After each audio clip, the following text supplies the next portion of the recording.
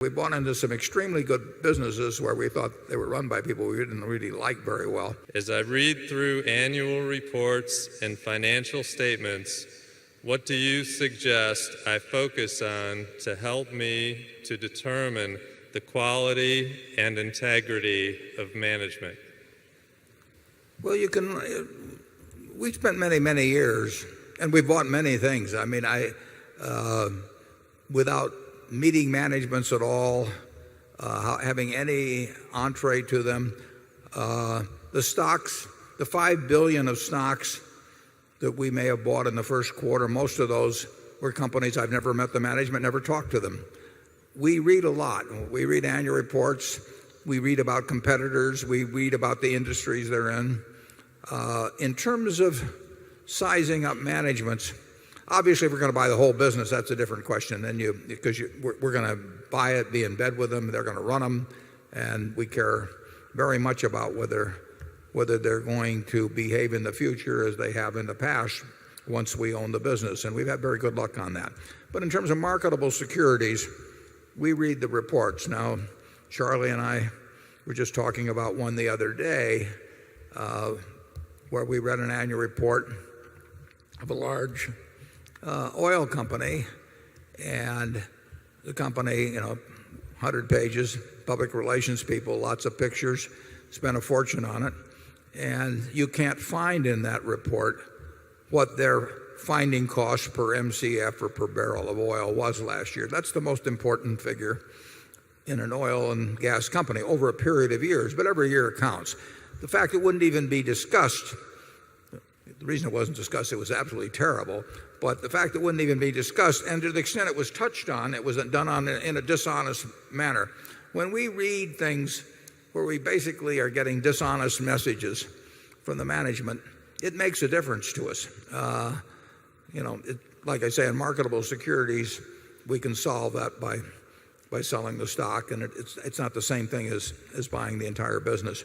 But I think you can learn a lot by reading the annual letters. I mean, for one thing, if it's clearly the product of some investor relations department or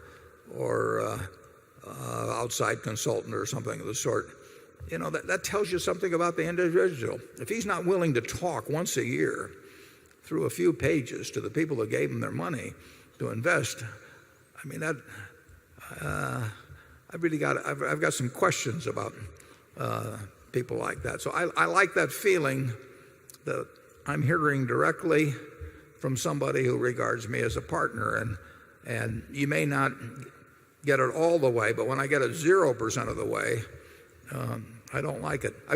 We've still bought into some, in marketable securities, we bought into some extremely good businesses where we thought they were run by people we didn't really like very well. We didn't feel they could screw them up. Charlie?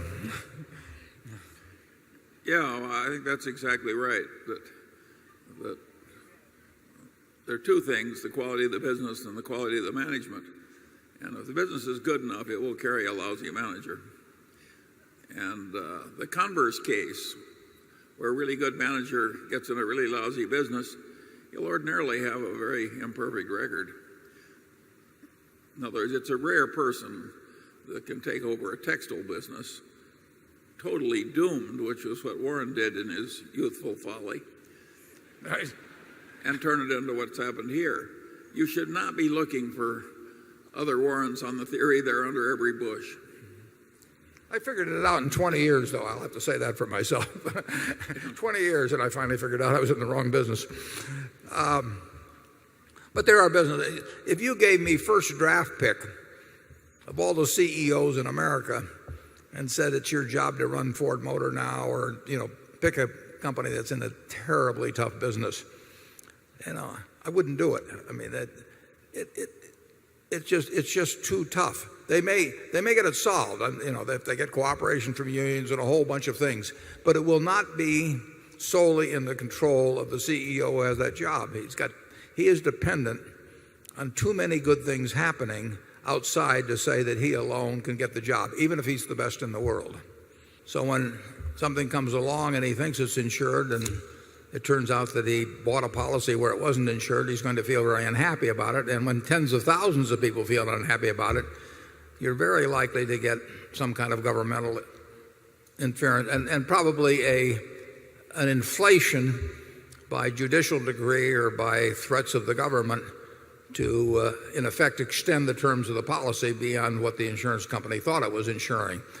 Now, an insurance company that's had that kind of experience is going to be very reluctant to write insurance policies in the future if they don't think that the words will be adhered to.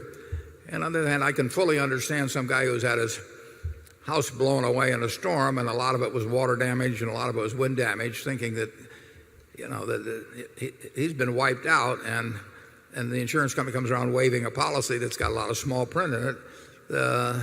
He's going to be unhappy. So it's a real tussle on that. And I guess I would, if I were writing policies, I would put the exclusions in very big type and very easy to understand. But I still would expect that if thousands of people suffered losses, that courts and legislators would probably seek to stretch the terms or even abrogate the terms of the contract in order to take care of their own constituents, and figure that guys like me or institutional investors who own insurance companies can afford it better than the homeowner.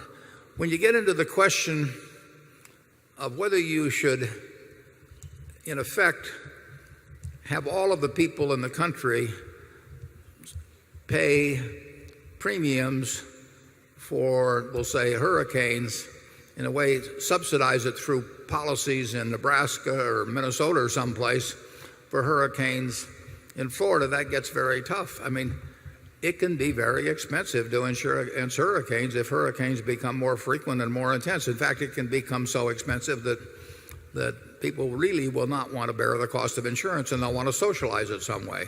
And of course, the guy in Nebraska says, look, you went down there to live on the ocean, and you thought it was wonderful, and we're back here with these terrible winters, but why should we pay a portion of your insurance? So you're going to have that tussle go on, and you'll really have that tussle go on if you get a $100 billion or $150 billion insured loss in Florida, because that will mean a huge change in taxation if the state of Florida steps in to compensate people. There'll be calls for Washington to pay for it, but it's how much people who are not exposed to a risk should pay for the people who have elected to be exposed to the risk is, it becomes a political question. And my guess is that sometime in the next 5 or 10 years, you'll see a struggle on that subject that far exceeds what we saw on Katrina.